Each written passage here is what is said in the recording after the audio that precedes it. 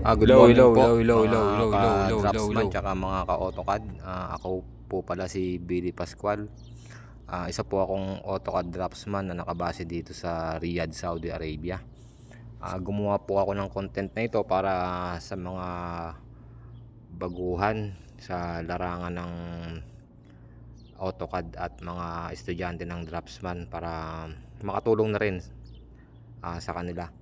Ang topic po ngayon natin is tinatawag nating alphabet of lines, uh, kung saan may corresponding na kapal ng linya at kung saan siya kailangan gamitin sa construction drawing.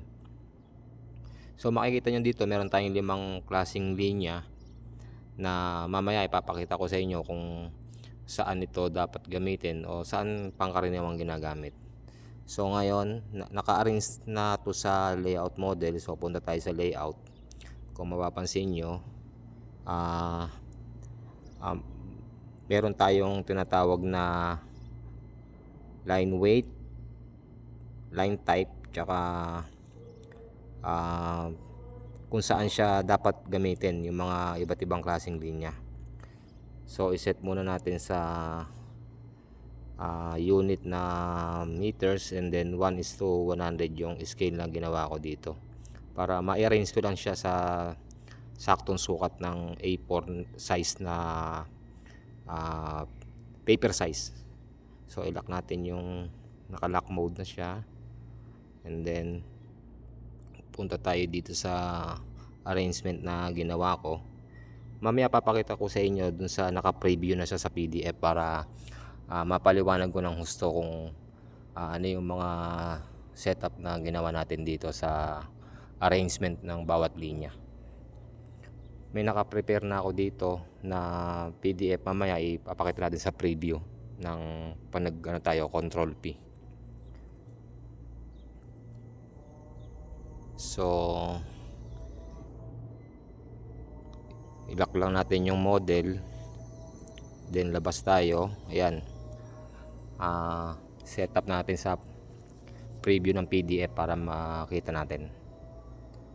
So meron na akong plus style na naka-ready dyan. I-preview na lang natin para makita natin yung arrangement ng bawat linya. So ito, yung paper size ko dito is naka-arrange na sa A4 size.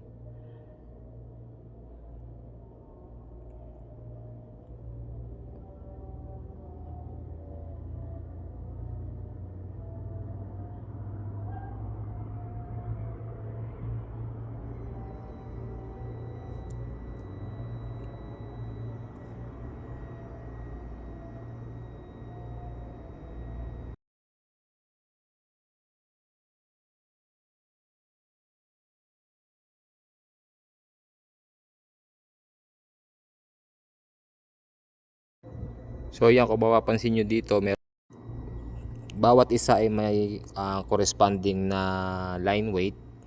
Kung mapapansin nyo, merong 0.05 na kailangan manipis lang siya, ginagamit siya sa pakaraniwan sa dimension, and then sa center line.